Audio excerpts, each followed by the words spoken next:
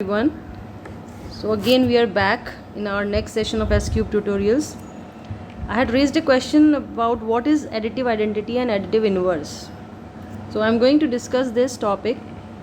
So first of all, we will understand what is additive identity. This additive identity is that number which does not change the value of another number when added to that number. Suppose I am writing 2.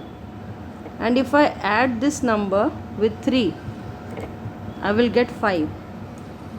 So value of 2 has been changed by adding this 3 to 5. But if I add 0 to 2, then the answer would be 2. Okay. I am again repeating the definition of additive identity. Additive identity is that number which does not change the value of another number when added to it. If we are adding any number to this number and the answer remains unchanged, the number remains the same, then this number which is added to that number is known as additive identity. Got it? So in any number, if you add 0, you will get the same number in which you are adding this 0. So this 0 is always known as additive identity. Okay. Now coming to the next term, which is additive inverse. Additive inverse means number that when added to the number, to the original number, gives you a 0. But here when I am adding 2 with 3, I will get 5. So which number should be added here so that I will get a 0? So whatever the number will comes here, that is the additive inverse of that number.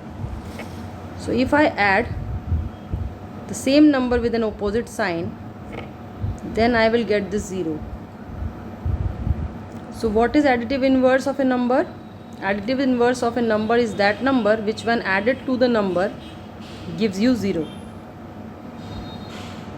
Okay. Suppose I am adding minus 7 to plus 7, I will get 0. So this minus 7 is the additive inverse of this 7, of this number. So from this, what conclusion we get? We get that additive inverse is the number which is opposite in sign to the given number. And when we add these two numbers, we get 0. Okay. If I am taking the opposite sign of 7 and adding it to it, then I will get 0. So whichever number added to the original number gives you 0, then that number is known as the additive inverse of that given number. Okay, I hope you have understood these two simple terms. So I will come back again with the new topic. Till then, bye bye.